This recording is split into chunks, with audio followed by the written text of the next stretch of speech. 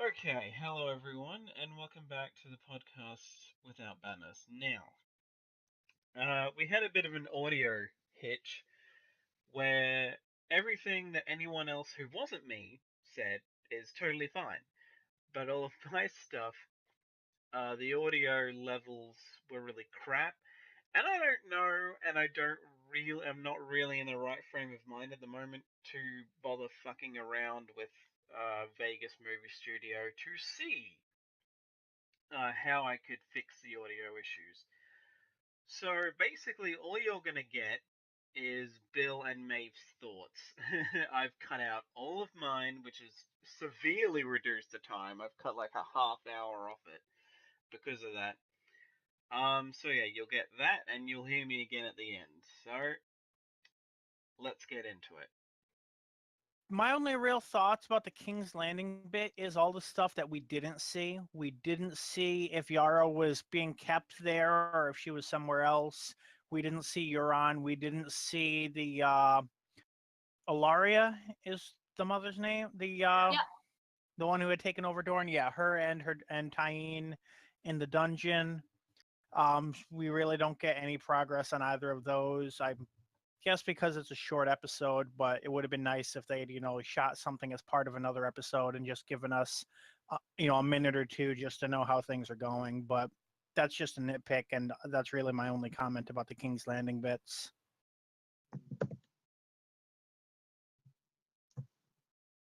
Okay, Maeve. Um, so I also felt like there was a big lack, but their time was better used elsewhere. Another big thing is I think that it's going to be a big deal that the relationship that she's setting up with the Iron Bank, I forget his name, but he's sort of in a split right now because he wants to be paid back the gold, clearly. Um, and he's excited because it's on way, or they don't know it's been burnt. Uh, it was either that was burnt or it was the grains. Um, I think it was it the was grain. it was it was just a grain and such. Yeah. Yeah, because Oh, okay, yeah, no, I can, yeah, I think I remember that now. hmm. But yeah, no, so he's excited about that, but and he does want to lend more. I don't know if that's the payment in full though, because in season one we learned that that Robert has brought the kingdom really far in debt that they didn't think that they could make it up for in years. So even with Right. that high garden booty, I don't think she's going to be able to pay them off in It, full, and that could screw her over later. But you also don't want to lose the royal of a nation as a customer. right. Yeah. They I forget the exact line, but and whether it was this week or I think it was this week, but one of Mark Addis's lines suggested that whatever Cersei had told him in between scenes or off screen led him to believe that the entire debt was being paid in a lump sum payment. And I Something to think that part of the issue is that about half their debt was to Casterly Rock, and then like a tiny bit of it to other lords, and then whatever the remaining amount to the Iron Bank. So of course they were able to just write off the debt to Casterly Rock because the Lannisters aren't going to come after Cersei, Yeah. and then they just had to worry about the Iron Banks bit. So Winterfell, um, I really like that throughout the parts in Winterfell, you do see a lot of parallels with this season and things that happened in the first season. Uh, when we see Bran and Littlefinger talking, and he's showing him the dagger that was supposed to, end his life. Bran says to Littlefinger, "Chaos is a ladder," which was actually a line Littlefinger said back in season 3, I think, to Varys. Yeah. When, yeah. So that's cool. That's one way to say, hey, my visions aren't bullshit. I actually do see things, and I know that you're a schemer and you're up to shit. But it's also a good sort of dramatic, callback. And we have a lot of these little things. When Arya gets to the gates, it seemed very much like when Arya was at the gates of the Red Keep in season 1, and they didn't believe that she was actually Arya Stark. So it was almost not line for line, but it was pretty good. And when Sansa and Arya reunite, she says something to the effect of, no, she says precisely. And Bill's the one that actually pointed out that sounded familiar. And I'm like, oh yeah, this is probably it. She said that to Ned, you need better guards back in season 1, or they need better guards, when she was able to skirt around them for all of her hijinks. So that was really neat. I do like seeing the strong bond that is forming with the Stark children, and Peter is noticing. Peter Baelish, Littlefinger, is noticing this, and I think he's starting to realize he's fastly losing any handholds he has. So it's going to be interesting to see if he does anything in his desperation, because playing Bran's not going to work, because Bran's not really Bran anymore, which was explored in that one line Mirren said before she went away. You died. It's hard to play someone who has no interest in power and who can see every conversation you have with other people. Yeah. Oh, that actor's great. But yeah, no, for the most part, those are my thoughts. There were a few things, like with Bran giving Arya the dagger. I think that that's going to lead to something, because he can see the future. It's Valyrian steel. So it could either kill the Night King in some big thing, like she assassinates him, or maybe she needs to kill Bran. That could Or at the come up. very least, it'll save her from a White at some point. Yeah, that could happen too. So a lot of different things could happen. And yeah, those are my thoughts. Okay, Bill? So my main thought is that while I was watching scenes with Arya, specifically the scene where Arya sees Winterfell for the first time in years and sees all the damage that's been done by the Greyjoys, by the Boltons, by the Battle of the Bastards, and she's just looking around while the music plays, and you see the expressions on her face change. And this could really be a silent episode. It's just, so much of the story is just told by Maisie Williams' facial expressions, and there are also other people, but I think she shows a huge amount in this episode. It was interesting with Bran. I saw some theories that maybe Bran thinks Sansa's going to betray, or knows from a vision that Sansa's either going to betray them or is going to die. So he's just being cold to her, and he's going to be normal with other people. And I think this episode pretty much clears up that he's not going to be normal with anybody. He's just going to be whatever he is now in general. Yeah.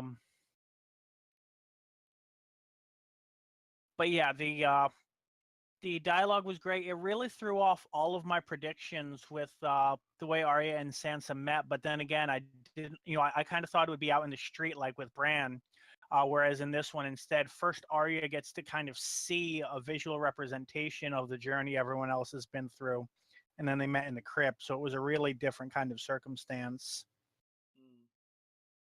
In terms of throwbacks, one thing that was also not mentioned was that Arya uses some of the styles that Syrio was using back in season 1 when he first started to teach her how to sword fight. She's basically using that dynamic fencing style.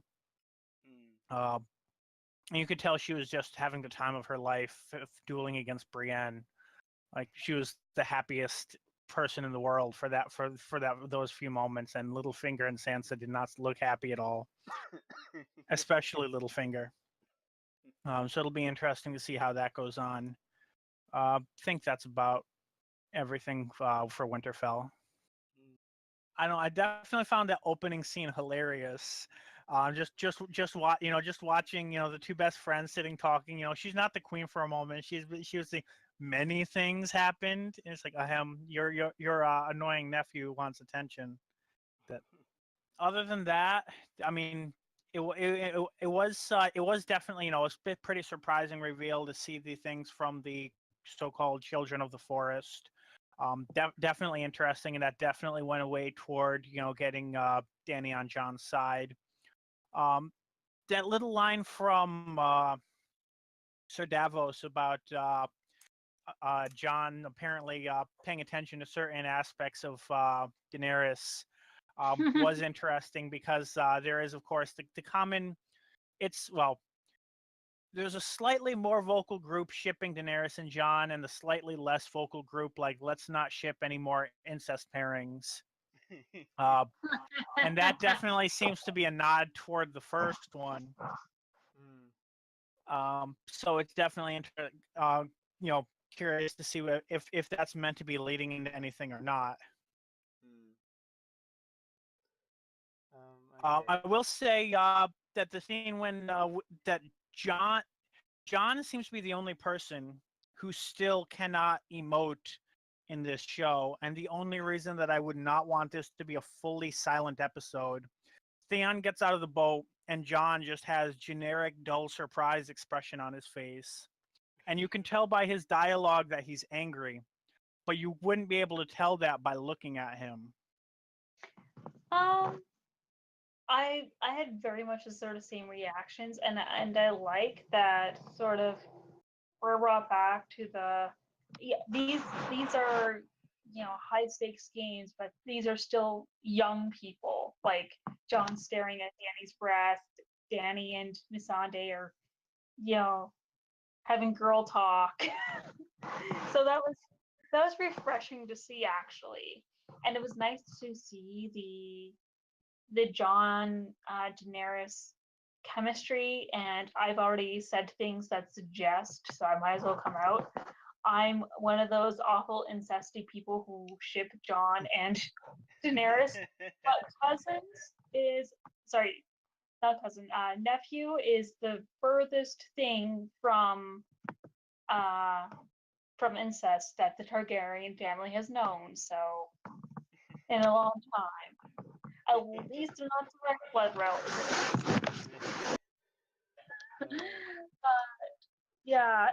I really liked the cave scenes. A lot of the symbols in the caves were actually repeated from symbols that you saw in like the funeral pyre scene in season 1, and the scattered bodies and the cold opening for season 1. So that's really neat. And Jon did very much convince Dany of that. So we're gonna see how that goes on, because she's not willing to bend until he bends the knee. And she does ask him for advice when she realizes from Tyrion that she's losing the war. Tyrion gives her more advice, but he already let her down in her mind because his strategy didn't work out, and she takes some very bad advice from a dead old woman. Olenna's advice, I survived this long because, I didn't listen to any of them. So, but that feeds into the next scene. So, those are my thoughts on Dragonstone. All right. So we see the aftermath of the battle for Highgarden. They're coming out victorious, but they're demoralized. So that was really good, and I liked that it was a Tarly, who Robert recalls having killed in his first battle of the rebellion. Yeah. Saying, is saying the sort of the exact same thing again that was said in season 1, where, oh my god, I didn't expect battle to, because he was at first pretending, oh yeah, it was a glorious battle, but no, I didn't expect it to be that bad. I didn't expect it to smell like that. And Ron, of course, yeah, men shit when they die. Did they not teach you that in fancy lad school? Which was a good. Oh, I was so happy to get a few good solid minutes of Braun. I'm always happy when I'm on screen. Yeah. There needs to be a Bronn and the mountains. I mean, Bronn and the Hound scene. They're too similar. That I feel like it'd be funny, but it can't be too long because they're too similar. That would get old. Well, if it went on too long, one of them would kill the other. That too. My money's on the Hound. But they both make me very, very happy when they're on screen. So we have, Jaime talking to Bronn while they're going through this. Bronn's bitching about, not being paid enough and this and that. Jaime says something that may foreshadow him cutting the ties from his Lannister background, saying, the more you have, the more weighed down you are, which is an old cliche, but Lannisters are really tied with gold, and Jaime's already really disenfranchised with what's left of his family. So that could be really interesting to see if he gets out of the river. And while they're doing that, you hear the thundering of horse hooves, and then the battle begins. So I will say this one thing: the dragon Dan was riding was a red dragon. A Drogon is the big black one. She didn't want to bring over big ones, I don't think. So I think that was Viserion, because he's probably the most. Yeah, and I noticed people on YouTube referring to that as Drogon, and I think it might have been the angles. Like the one time where I noticed the color, I thought it was green, but either way, I'm like, that wasn't the black dragon. I just remember Drogon's the black one. Yeah. Rhaegal's the green one. Viserion's white in the books, red in the show. I sound like the biggest nerd. No, believe me, there are definitely topics that I would go into a lot more detail than that. So you're in like company. Yes. I mean, I figured, given the nature of the podcast. But yeah, the battle I thought was really well choreographed. It was really well, you see these people burning and stuff, and you see the impressive dragon, and you see, the Dothraki tactics and how well they used that open field.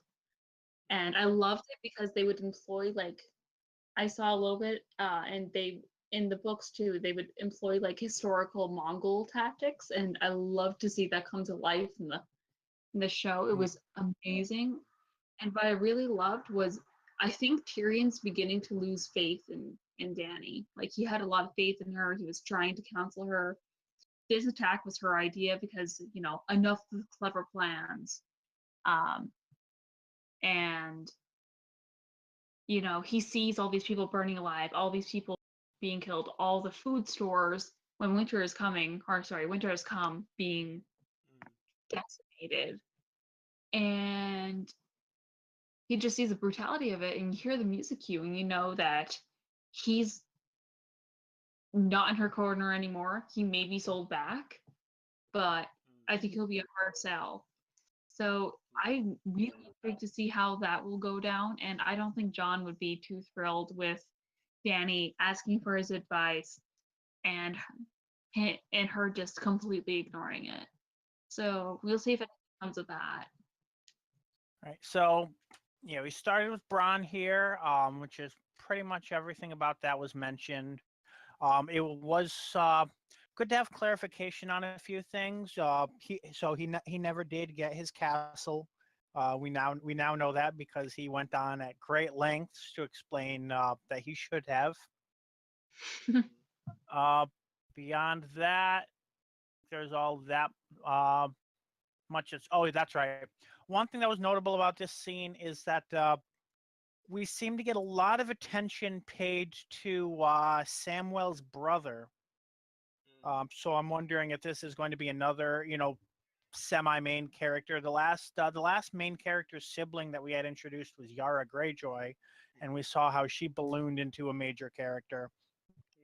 So I'm curious if this is going to happen, or if he's going to meet somebody who knows his brother or his brother himself on the battlefield, or if something important is going to come of that. Other than that, the whole the whole thing with the dragons was just amazing to watch.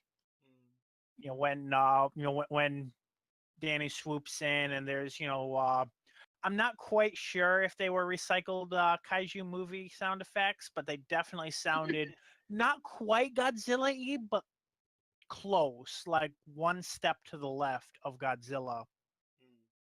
And it was just amazing to watch. And you had that moment where you start to wonder if Braun was going to accurately make the shot or if the dragon was going to fall. But at the last minute, the dragon just is like, no, fuck you. This isn't going down this way. And yeah, beyond that, I absolutely love the cliffhanger. He's covered in this heavy golden armor, sinking in the water, and then we just fade to no music credits. And I was like, unfortunately, nobody dies in this show, so I know that he's going to be alive next episode. But it would that would be what a way to go out for a character that's been so important thus far, if that was his ending. Okay, and that was it. That was their thoughts. Hopefully, I'll have it sorted for next week because I don't know what the fuck happened. I was recording it the same way I always have, and it decides to be a little shit and do whatever the hell it did. But anyway, I'm Thomas Feihard on behalf of myself, Bill Sylvia, and Mabel Faye. We will see you all next week for episode 5.